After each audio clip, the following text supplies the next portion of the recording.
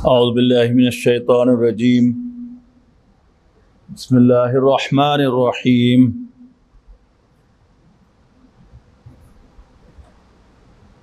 نحن خلقناکم فلولا تصدقون افرأیتم ما تمنون اانتم تخلقونه ام نحن الخالقون نحن قدرنا بینکم الموت وما نحن بمسبوقین الا ان نبدل امثالکم وننشئکم فیما لا تعلمون وَلَقَدْ عَلِمْتُمُ النَّشْأَةَ الْأُولَى فَلَوْلَا تَذَكَّرُونَ أَفَرَأَيْتُمْ مَا تَحْرُثُونَ أَأَنْتُمْ تَزْرَعُونَهُ أَمْ نَحْنُ الزَّارِعُونَ۔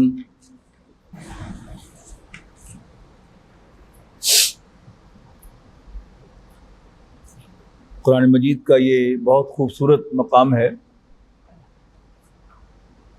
دین کے کچھ بنیادی تصورات کو سمجھنے میں یہ بہت ہیلپ فل ہے۔ قرآن مجید میں جا بجا اللہ تعالیٰ کی نشانیوں کا تذکرہ ہے کہ اس میں عقل مندوں کے لیے، شکر کرنے والوں کے لیے، دیکھنے والوں کے لیے، آنکھوں والوں کے لیے، عقل سے کام لینے والوں کے لیے، نصیحت قبول کرنے والوں کے لیے، ماننے والوں کے لیے نشانیاں ہیں۔ لیکن یہ سوال کہ ان نشانیوں میں اپریشیٹ کیا کرنا ہے، وہ آپ کو یہاں پر ملے گا قرآن مجید میں۔ سب سے پہلے تو پچھلی آیت جو کنٹینیوس ہے اس کو پڑھیے گا کہ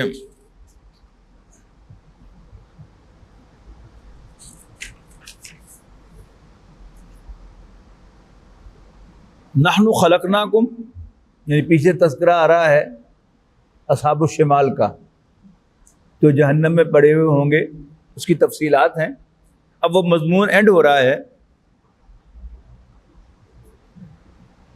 کس پر؟ ھذا نزلہم یوم الدین، یہ ان کی تواضع ہوگی بدلے کے دن۔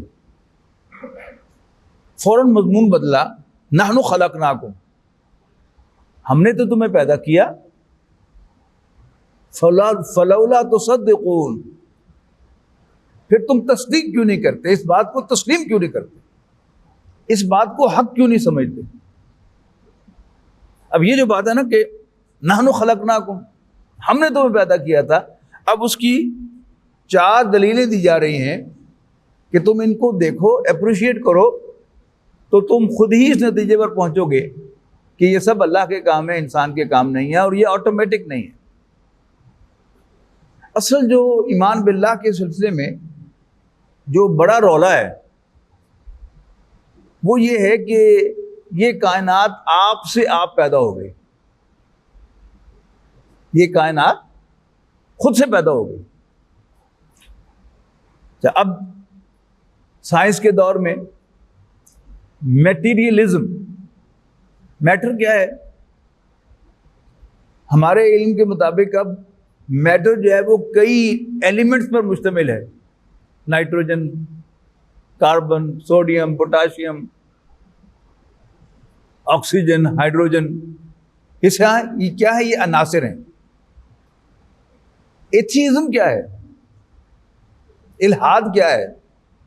یہ ماننا کہ یہ سارے عناصر ہمیشہ سے موجود تھے۔ یہ اس بات کو نوٹ کیجیے گا، علامہ اقبال نے ابلیس کی مجلس شورا میں جو اوپننگ خطبہ ہے ابلیس کا، کہ جو اپنے مشیروں سے وہ بات شیئر کرتا ہے، وہ کیا ہے؟ یہ عناصر کا پرانا کھیل، عناصر کا کھیل کہ 2 عناصر آپس میں ملے، کوئی تیسری چیز بن گئی، پھر کوئی چوتھی چیز میں شامل ہو گئی، پھر کوئی ایلیمنٹ کٹ گیا۔ یہ کھیل ہے جو خود بخود وہ کھیل رہے ہیں، اس میں کسی پرسونیفائڈ بینگ کا کوئی دخل نہیں ہے کہ جو اس کو چلا رہا ہو کہ یہ اس کو جوڑنا ہے اور اس کو کاٹنا ہے، ان تینوں کو جوڑنا ہے، پھر یہ چیز بنانی ہے۔ بس ایکسیڈنٹلی سارا کچھ ہو رہا ہے۔ یعنی پہلی بات تو یہ ہے کہ یہ ویسے ہی بڑی نان سینس بھی بات ہے کہ ایکسیڈنٹ جو ہوتے ہیں دنیا میں، ایکسیڈنٹس بھی، ان میں ہمیشہ ڈسٹرکشن ہوتی ہے، کبھی کنسٹرکشن نہیں ہوتی۔ دو کاریں ٹکرائیں گی تو نقصان ہی ہوگا، کبھی ایسا نہیں ہوگا کہ دونوں کاروں کے اچھے اچھے پرزے مل کے کوئی اچھی سی کار بن جائے، ایسا کبھی نہیں ہوگا۔ اکارڈنگ ٹو تھرموڈائنامکس، جب بھی کوئی movement without a person behind ہوگی تو ہمیشہ ڈس آرڈر کی طرف جائے گی، کبھی وہ آرڈر کی طرف نہیں جا سکتی۔ اور پھر ایکسیڈنٹ جو ہے وہ ایک ہی پیٹرن پر نہیں ہوتے رہتے۔ آج ایک ایکسیڈنٹ ہو گیا کہ ایک بیج تھا وہ پھٹ گیا اور اس میں سے پودا نکل آیا، دوبارہ بھی وہ ایسے ہی پھٹے؟ نہیں۔ یہ جو مسلسل ایک ہی پیٹرن پر چیزیں ہو رہی ہیں وہ کیا ہے؟ اس کا مطلب ہے کہ اس کے پیچھے کوئی ہے، اور یہ ایک آرگنائزڈ پروگرام ہے جس کے تحت یہ پوری کائنات جو ہے وہ چل رہی ہے۔ اب اس کی یہاں پر 4 مثالیں ہیں، بڑی زبردست ہیں۔ اگر ان مثالوں کو آپ سمجھ لیں تو آپ کا ایک بہت بڑا مسئلہ جو ہے وہ حل ہو جائے گا کہ آپ کسی بھی فورم پر اندرون ملک بیرون ملک کسی سے بھی گفتگو کر رہے ہوں تو انشاءاللہ وہ آپ کو اللہ تعالیٰ کے وجود پر ناک آؤٹ نہیں کر سکتا، آپ کی وکٹ نہیں گرا سکتا۔ آپ کھڑے رہیں گے اور ثابت کریں گے اس کے سامنے کہ اللہ ہے۔ سب سے پہلی مثال کیا دی؟ افرأیتم ما تمنون، کیا تم نے کبھی دیکھا، غور کیا کہ تم عورت کے رحم میں کیا ٹپکاتے ہو؟ ایک گندے پانی کی بوند۔ انتم تخلقونہ، کیا اس بوند کو پروسیس کر کے ایک بچہ تم پیدا کرتے ہو؟ ام نحن الخالقون، یا ہم اس کے پیدا کرنے والے؟ obviously انسان تو نہیں ہے، انسان کو تو پتہ بھی نہیں کہ اندر اس کے ساتھ کیا ہو رہا ہے، لیکن اندر کیا ہے؟ اللہ تعالیٰ نے عورت کا پورا سٹرکچر،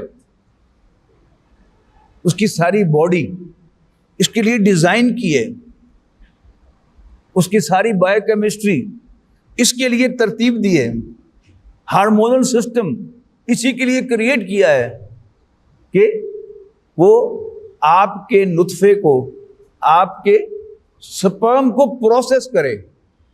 ایکسیڈنٹ تو نہیں ہے نا کہ آپ کا سپرم جو ہے وہ عورت کے اووم کے ساتھ آ کے مل گیا اور پھر وہ زائگوٹ جو ہے وہ اینڈومیٹریم کے اندر جا کر لٹک گیا، انٹر ہو گیا، اور پھر اس کی دم کٹ گئی اور پھر اندر وہ پروسیس ہونا شروع ہو گیا۔ It can not be an accident. یہ سارا نظام کس نے بنایا ہے؟ عورت کو کس نے بنایا ہے؟ مجھے بھی اسی نے بنایا تھا، لیکن میرے نطفے کو پروسیس کرنے کے لیے میری بیوی کس نے بنائی ہے؟ اللہ نے بنائی ہے۔ اس کے اندر سارا جو نظام سیٹ کیا ہے اسی نے کیا ہے۔ تو انتم تخلقون ہو، پوچھا گیا سوال کہ کیا تم اس کو بناتے ہو، یعنی پروسیس کرتے ہو، کریٹ کرتے ہو، کنورٹ کرتے ہو ٹو اے چائلڈ، تم یا ہم اس کے بنانے والے ہیں؟ obviously ہم نہیں ہیں، تو اللہ تعالیٰ ہی اس کا بنانے والا ہے، اور یہ it can not be an accidental and automatic process. نحن قدرنا بینکم الموت، پھر انسان اس دنیا سے جاتا ہے تو عالم برزخ میں جاتا ہے، ایک اور دنیا میں چلا جاتا ہے، ایک اور ورلڈ میں چلا جاتا ہے، اس کے درمیان کیا ہے؟ موت۔ نحن قدرنا بینکم الموت، اور اس کے درمیان، تمہارے درمیان ہم نے موت کو مقرر کر دیا ہے، ٹھہرا دیا ہے۔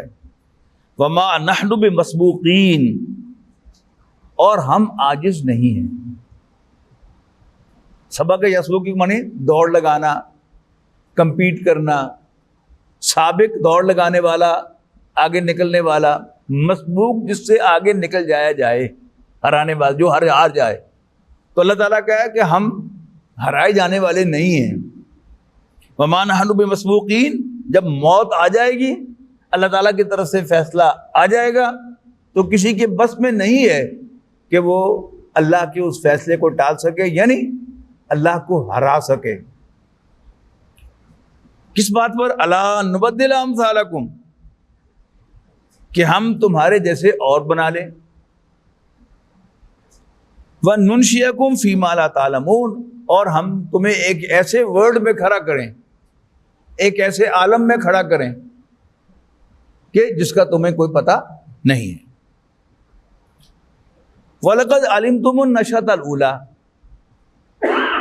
اور تم نے پہلی تخلیق تو جان ہی لی ہے، یعنی ایک تو یعنی اس کا جو ظاہر ہے وہ کیا ہے کہ مرد اور عورت کا ملاپ ہوتا ہے، اور پھر اگر کنسیپشن ہو جائے تو پھر 8-9 مہینے میں ایک بچہ جو نکل جائے، کیا ہے یہ ظاہری جو ہمیں نظر آنے والا اسٹرکچر ہے.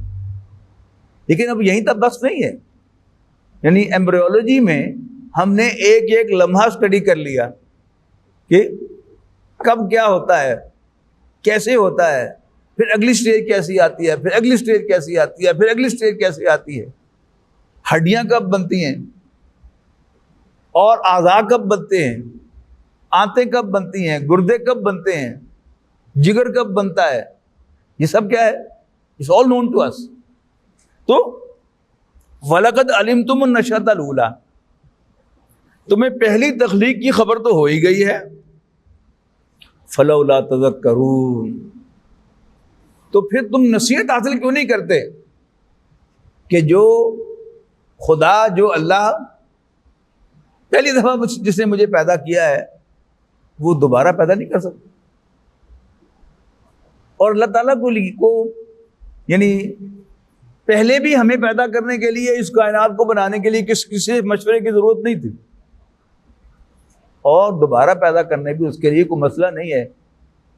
اس کے لیے وہ بائیں ہاتھ کا کھیل تو شاید وہ ہمارا محاورہ ہے، وہ ایک اشارہ کافی ہے. جب وہ حکم دے گا کہ اٹھو بھائی، ہم قبروں سے نکل کے باہر آ جائیں گے. وَلَقَدْ عَلِمْتُمُ النَّشْأَةَ الْأُولَىٰ فَلَوْلَا تَذَكَّرُونَ. اگلی بات، أَفَرَأَيْتُم مَّا تَحْرُثُونَ، کیا تم نے کبھی دیکھا، کبھی غور کیا کہ تم بوتے کیا ہو؟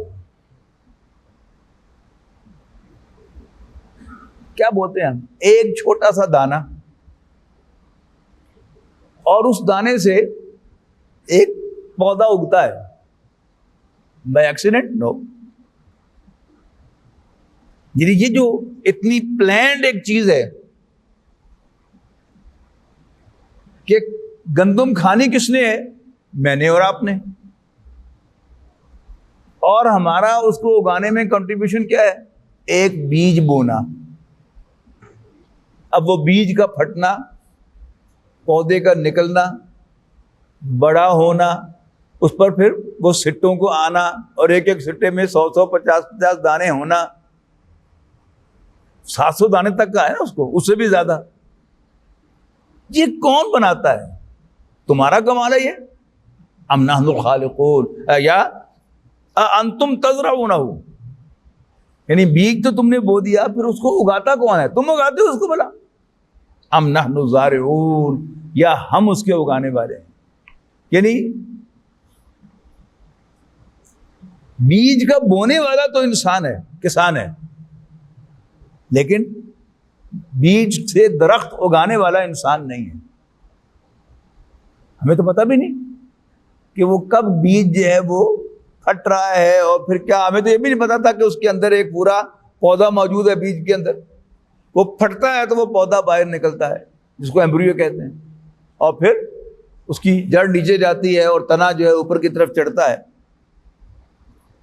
لو نشاء لجعلناہ حطاما، اگر ہم چاہیں تو اسے چورا چورا کر دیں. فظلتم تفکہون، اور تم باتیں ہی بناتے رہ جاؤ. ہوتا نا، ایک فصل تباہ ہوگی کسی وجہ سے، اور تو ظاہر تباہ ہو جائے گی تو سوکھ جائے گی، سوکھ کے کیا ہو جائے گی؟ چورا چورا ہو جائے گی. اگر ہم چاہیں تو اس کو چورا چورا کر دیں، اور پھر تم باتیں ہی بناتے رہ جاؤ. کیا باتیں بناتے رہ جاؤ؟ انا لمغرمون، اوئے ہم تو مفت تاوان میں پھنس گئے. مغرب کہتے ہیں تاوان کو، پینلٹی کو. بل نحن محرومون، بلکہ ہمارے نصیب بھی بالکل بیٹھ گئے، بالکل ہی محروم ہو گئے، ڈپرائیو کر دیے گئے. تیسری بات، افرأیتم الماء الذی تشربون، تو کیا تم نے کبھی غور کیا کہ یہ پانی جو تم پیتے ہو یہ کہاں سے آتا ہے؟ ہمارے خیال کے مطابق تو وہ آسمان سے گر رہا ہے. اور آسمان سے کون گراتا ہے؟ ہم تو نہیں گراتے، اللہ گراتا ہے۔ اور اب ہماری تحقیق نے یہ بھی بتایا کہ آتا کہاں سے؟ آپ سب نے بھی پڑھا جغرافیہ کے اندر، یہ تو مڈل کلاسز میں ہی پڑھا دیا جاتا تھا ہمیں، کہ پورے انڈین سب کانٹیننٹ میں جو بارشیں ہوتی ہیں، ان کی بخارات خلیج بنگال سے، یعنی بنگلہ دیش کے نیچے جو سمندر ہے وہاں سے اٹھتی ہیں، اور وہ بخارات اوپر چڑھتے ہیں، اوپر جاتے ہیں تو پیچھے سے ہوائیں آتی ہیں جو انہیں دھکیلتی ہیں کوہ ہمالیہ کی طرف۔ اور کوہ ہمالیہ آپ کو معلوم ہے کہ وہ ٹھنڈا پہاڑ ہے، وہاں سے ٹکرا کر وہ بخارات ٹھنڈے ہو کر وہ اوپر چڑھ جاتے ہیں، اور اوپر جا کر وہ بادل کی شکل اختیار کر کے اوپر پھیل جاتے ہیں آسمان، اور جہاں جہاں پھر اللہ چاہتا ہے وہ بارشیں برستی ہیں۔ اور کیسا نظام ہے اللہ تعالیٰ کا، کتنا کیلکولیٹڈ نظام ہے، اس کا اندازہ اس بات کے لگائیں کہ ایک صاحب مجھے ملے، وہ ایک کسی سرگودا روڈ پر کسی مل کے مینیجر ہیں، تو انہوں نے بتایا کہ جی میں نے ماسٹرز کیا تھا چٹاگانگ سے، مشرق پاکستان کے زمانے میں جب بنگلہ دیش نہیں بنا، پاکستانی تھا وہ، مشرقی پاکستان۔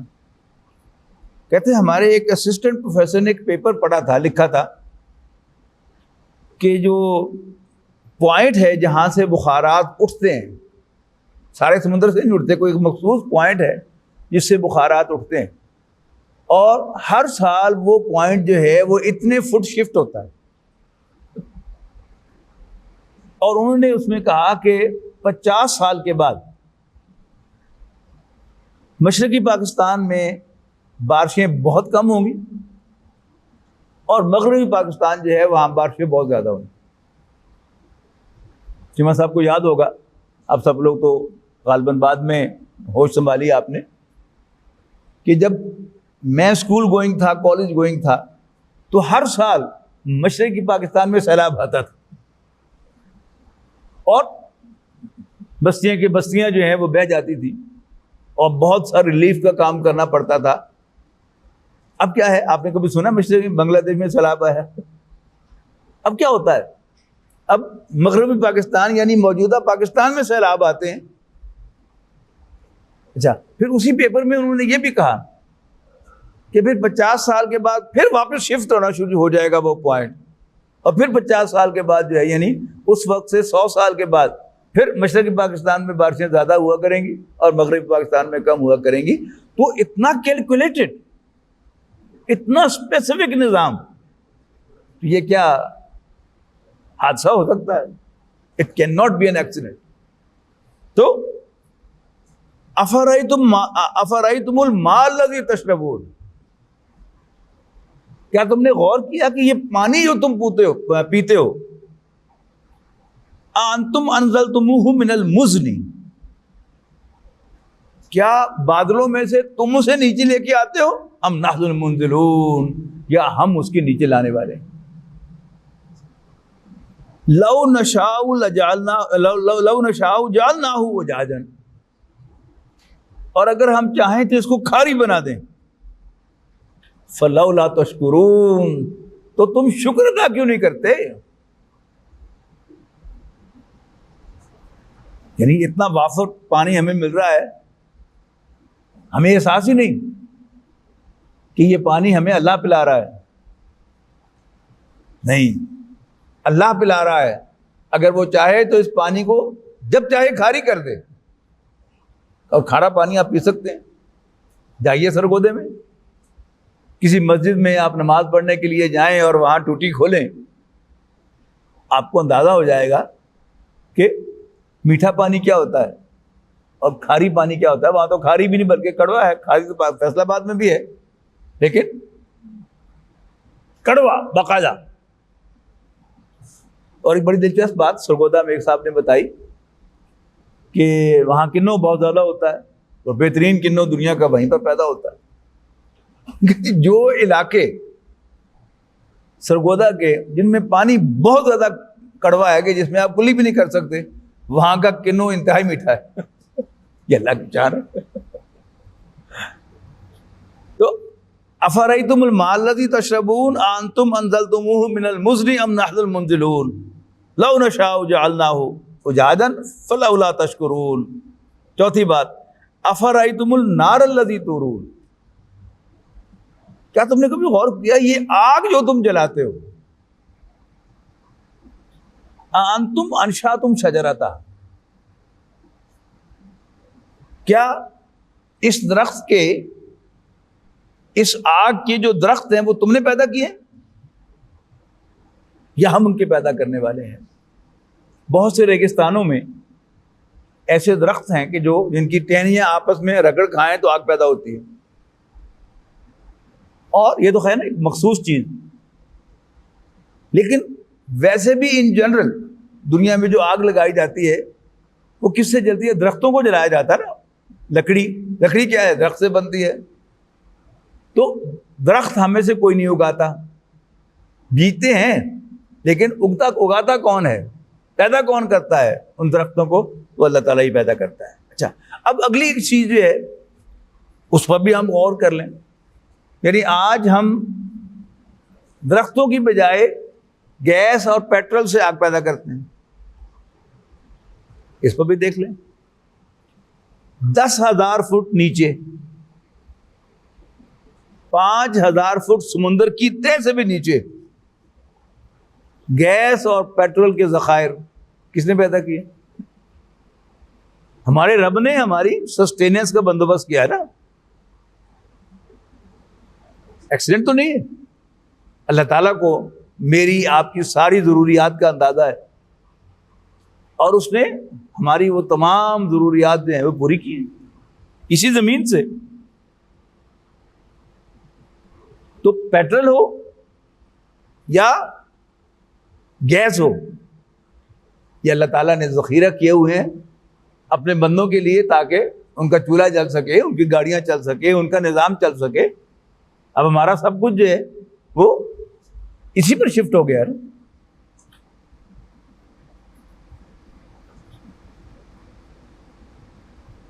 انتم انشأتم شجرتها ام نحن المنشئون، کیا تم نے پیدا کیا ہے ان درختوں کو یا ہم ان کے پیدا کرنے والے ہیں؟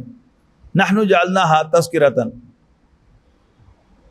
ومتاعا للمقوین، اور ہم نے بنا دیا ہے ان کو نصیحت اور صحرا کے مسافروں کے لیے برتنے کا سامان. فسبح باسم ربک العظیم،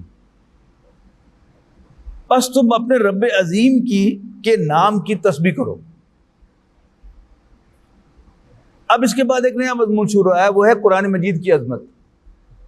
یعنی یہ اس کی پیر صورت ہے سورۃ رحمان، اس کی آغاز میں ذکر تھا قرآن مجید کی عظمت کا. الرحمن علم القرآن خلق الانسان علمہ البیان. اب سورہ واقعہ کے اب آخر میں نہایت گلوریس انداز میں، بڑے انوکھے انداز میں قرآن مجید کی عظمت کا ذکر ہے. فرمایا فلا اقسم بمواقع النجوم، نہیں میں قسم کھاتا ہوں ستاروں کی منزلوں کی. اب ستاروں کی منزلیں کیا ہیں؟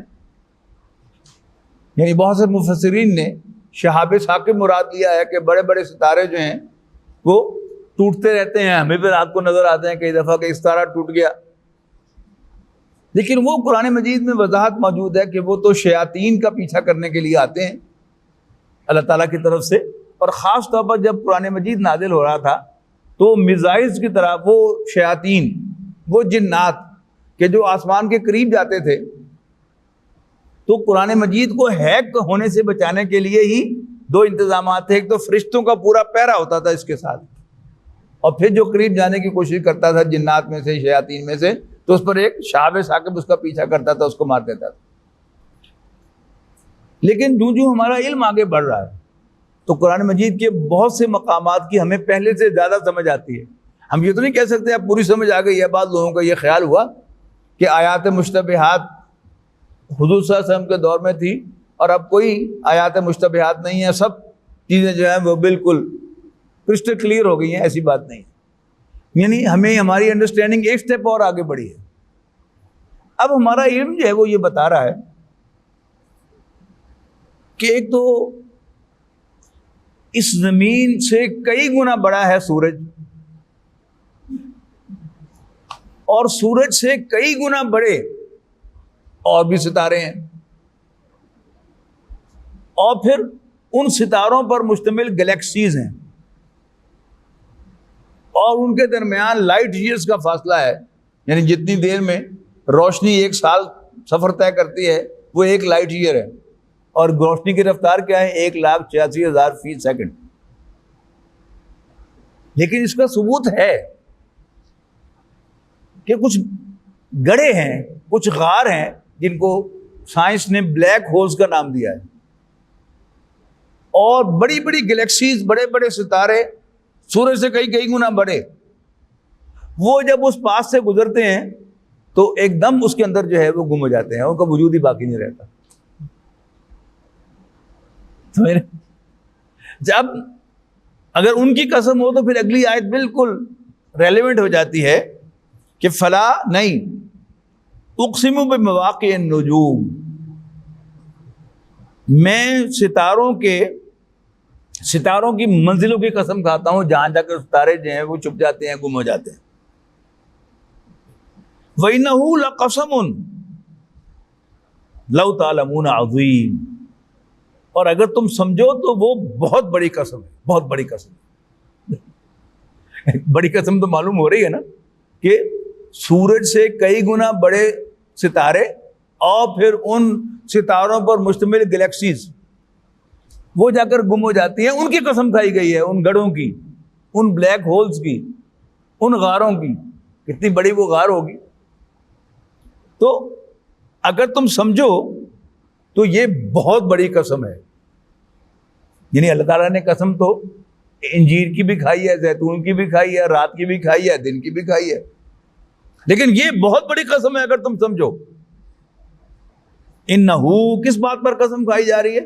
انہو لقرآن کریم، کہ یہ بڑے رتبے والا قرآن ہے، عزت والا قرآن ہے، ایویں شیز نہیں ہے. فی کتاب مکنون، ایک محفوظ کتاب میں لکھا ہوا. لا یمسہ الا المطہرون، اور اس کو نہیں چھوتے مگر انتہائی پاک فرشتے. عام فرشتے بھی نہیں، انتہائی پاک فرشتے. یہ کیا ہے جس کو ہم عام طور پر لوح محفوظ کے نام سے پہچانتے ہیں؟ قرآن مجید اللہ کا کلام ہے، تو پہلے وہ جس فارم میں آیا ہے وہ نکل کر اللہ کے وجود سے وہ لوح محفوظ ایک تختی ہے. لوح محفوظ ایک سیف تختی، سیکیور تختی، جس میں گڑبڑ کا، گم ہونے کا، مٹنے کا، کرپٹ ہونے کا کوئی چانس نہیں. یعنی ہمارے کمپیوٹر بہت بڑی شے ہے، لیکن کمپیوٹر کرپٹ ہوتا ہے کہ نہیں ہوتا؟ اس کی فائلیں کرپٹ ہوتی ہیں کہ نہیں ہوتی؟ یعنی محفوظ. پہلے تو ہم کمپیوٹر، میں نے ایک مثال دی ہے صرف آپ کو، وی ڈونٹ نو کہ وہ کمپیوٹر ہے، یہ کیا ہے، وہ کیسی فائل ہے، وہ ویزیبل فائل ہے یا انویزیبل فائل ہے. لیکن بہرحال کوئی چیز ہے کہ جس کو اللہ نے لوح محفوظ ایک سیکیور ٹیبلٹ کا نام دیا ہے.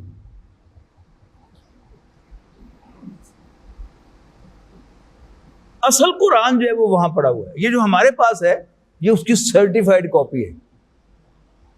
لا یمسہ الا المطہرون، اللہ تعالیٰ نے اس کو اتنا سیکیور رکھا ہوا ہے، اتنا گلوریس رکھا ہوا ہے کہ عام فرشتے بھی اس کے پاس نہیں پھٹک سکتے. صرف اس کے اللہ تعالیٰ کے بہت مقرب اور پاک فرشتے ہی ہاتھ لگا سکتے ہیں. تنزیل من رب العالمین، اور وہ نازل کیا گیا ہے رب العالمین کی طرف سے. افبہذا الحدیث انتم مدہنون، کیا تم اس کلام کا انکار کرتے ہو؟ وَتَجْعَلُونَ رِزْقَكُمْ أَنَّكُمْ تُكَذِّبُونَ، اور تم نے اپنا یہ وتیرہ، اپنا یہ وظیفہ بنا لیا ہے، اپنی یہ پریکٹس بنا لی ہے کہ تم اس کو جھوٹا قرار دیتے ہو، اللہ کا کلام نہیں مانتے. فلولا اذا بلغت الحلقوم، تو کیوں ایسا نہیں ہوتا کہ جب انسان کی جان آ کر ہنسلی میں پھنس جاتی ہے، یعنی سب سے پہلے ٹانگیں اور بازو بے جان ہوتے ہیں، پھر ہوتے ہوتے ایسا معلوم ہوتا ہے کہ جیسے یہاں آ کر جان پھنس گئی ہے، اور پھر وہ ایک جھٹکا لگتا ہے اور پھر انسان کی جان نکل جاتی ہے. اس کی طرف اشارہ ہے. فلولا اذا بلغت الحلقوم، تو جب بھلا جان آ کر گلے میں پھنستی ہے، وانتم حینئذ تنظرون، اور تم سب اس وقت مردے کی حالت، مرنے والے شخص کی حالت دیکھ رہے ہوتے ہو. وَنَحْنُ أَقْرَبُ إِلَيْهِ مِنْكُمْ وَلَٰكِن لَا تُبْصِرُونَ، اور ہم تمہارے مقابلے میں مرنے والے سے زیادہ قریب ہوتے ہیں. وَلَٰكِن لَا تُبْصِرُونَ، لیکن تم ہمیں دیکھ نہیں سکتے. فَلَوْلَا إِن كُنتُمْ غَيْرَ مَدِينِينَ، بس اگر تم کسی کے بس میں نہیں ہو، ترجعونہا ان کنتم صادقین، تو پھر وہ جان جو نکل رہی ہے اس کو کسی طرح واپس لا کے دکھاؤ اگر تم سچے ہو. فَأَمَّا إِن كَانَ مِنَ الْمُقَرَّبِينَ. اچھا، اس صورت کے آغاز میں آپ کو یاد ہے کہ 3 کلاسز کا ذکر تھا، اصحاب الیمین، اصحاب الشمال اور مقربین. اب ان تینوں کا اینڈ پر کلوزنگ پہ ذکر آئے گا. فَأَمَّا إِن كَانَ مِنَ الْمُقَرَّبِينَ، تو اگر وہ مقربین میں سے اللہ تعالیٰ کا انتہائی قرب عطا کیا گیا جن کو، ان میں سے ہوگا مرنے والا، فَرَوْحٌ وَرَيْحَانٌ وَجَنَّةُ نَعِيمٍ، تو وہ آرام اور خوشبودار پھولوں میں ہوگا اور نعمتوں والے باغات میں ہوگا. وَأَمَّا إِن كَانَ مِنْ أَصْحَابِ الْيَمِينِ، اور اگر وہ داہنے ہاتھ والوں میں سے ہوگا، فَسَلَامٌ لَكَ مِنْ أَصْحَابِ الْيَمِينِ، اسے کہا جائے گا اے دانے ہاتھ والو تمہیں سلام ہو، انہیں سیلوٹ پیش کیا جائے گا. وَأَمَّا إِن كَانَ مِنَ الْمُكَذِّبِينَ، اور اگر وہ ہوا جھٹلانے والوں میں سے، انکار کرنے والوں میں سے، الضالین، جو بھٹکے ہوئے ہیں، فَنُزُلٌ مِّنْ حَمِيمٍ، تو اس کو انٹرٹین کیا جائے گا کھولتے ہوئے پانی سے. وَتَصْلِيَةُ جَحِيمٍ، اور وہ جہنم میں داخل کیا جائے گا. ان ھذا لہو حق الیقین، اور یقیناً یہ صحیح ہے اور حق ہے اور حق الیقین کی حد تک یہ پہنچا ہوا جس پر پورا پورا یقین ہونا چاہیے. فسبح باسم ربک العظیم، دوبارہ آئی وہی آیت، بس تسبیح کر اپنے رب عظیم کے نام کی. اب یہاں پر اختتام ہے سورت واقعہ کا. اب اس کے بعد پھر فوراً اگلی جو سورت شروع ہو رہی ہے وہ اللہ کی تسبیح کے ذکر سے شروع ہو رہی ہے. اس کی قرآن مجید میں اور بھی مثالیں ہیں. سورت بنی اسرائیل کی آخری آیت ہے کہ الحمدللہ الذی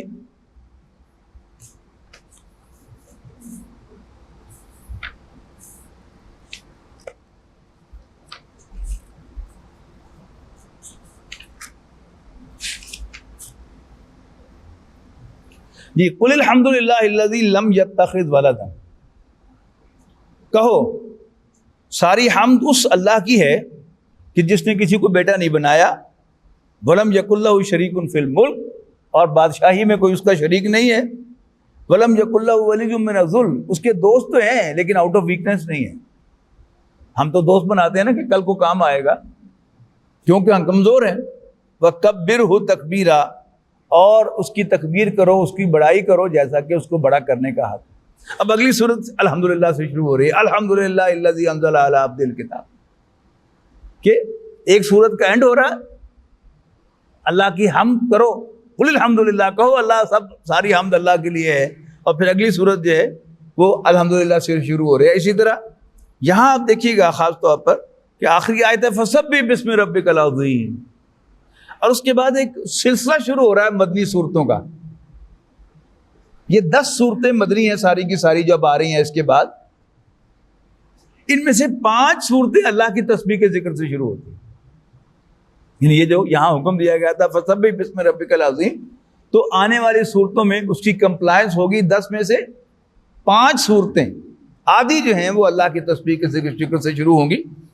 اور محترم ڈاکٹر سارا میں صاحب ان صورتوں کو مسبحات کا نام دیا کرتے تھے، اللہ کی تسبیح کرنے والی صورتیں. بارک اللہ علی ولکم فی القرآن العظیم ونفعنی وإیاکم بالآیات والذکر الحکیم. بہت شکریہ.